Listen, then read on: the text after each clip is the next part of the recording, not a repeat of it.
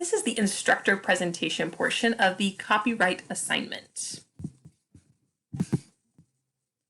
For this lesson, I used the Assure model to design the content, and the Assure model has 6 different steps: analyze learners, state standards and objectives, select strategies and resources, utilize resources, require learner participation, evaluate and revise.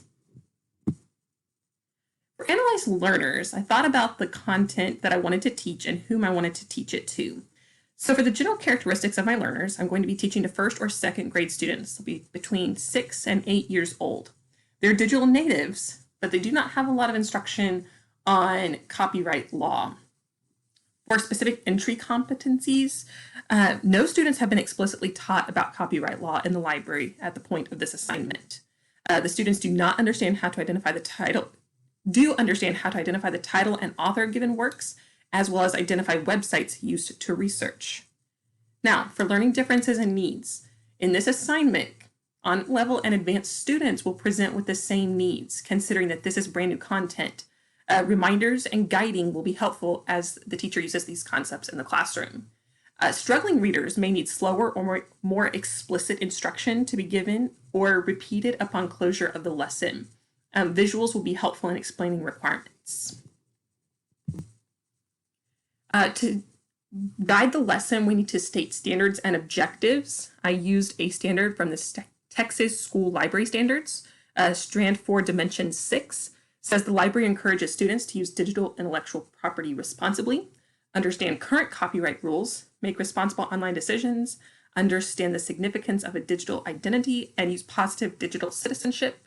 For this lesson, we will focus just on the portion where we understand current copyright rules.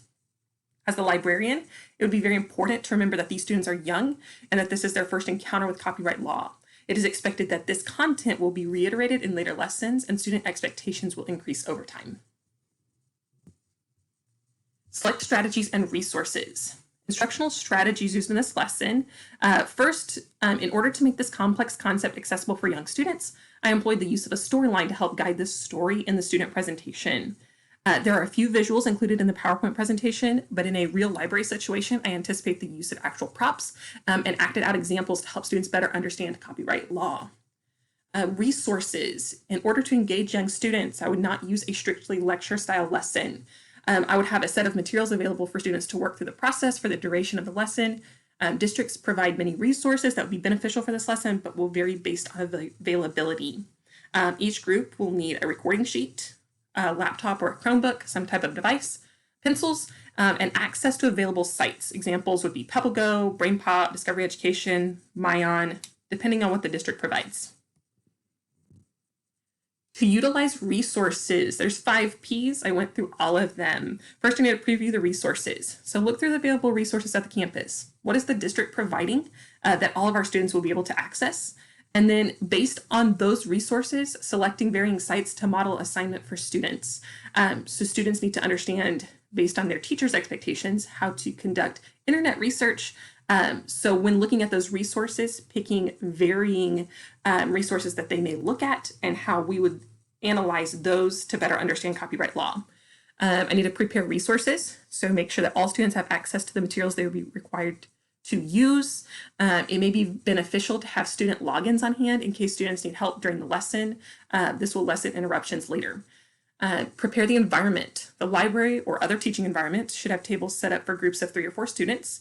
Each group needs a device, recording sheets, and pencils. To prepare learners. Before allowing students to move to the tables, prepare students for learning by explaining that the supplies should only be touched when they are instructed, and pass out logins to students if needed to prevent interruption later in the lesson. And then to provide the learning experience. Teach the lesson to students, providing time to explore resources and try new skills prior to using for class assignments. This lesson should require learner participation. As far as the presentation, that is lecture style, just like the presentation we turned in, and students should practice active listening, sitting, hands still, eyes on the speaker, and raising their hand to speak. And then upon completion of that, we will complete an activity where they get to practice. This is very important for our early learners, especially K2, which these students would fall into.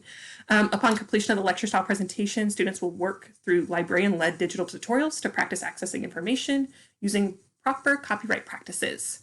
Throughout the entire lesson, librarian will use questioning and informal assessment of student understanding. Questions are going to be the best way to understand what students are understanding or not. Since we did not teach this lesson, we cannot evaluate and we cannot revise, but I had some thoughts as I went through my process. Using the work students complete with their teacher, the librarian and teacher will work together to determine next steps in copyright instruction for students. I think it'll be important for the librarian and that teacher to work together to decide what's best to move forward.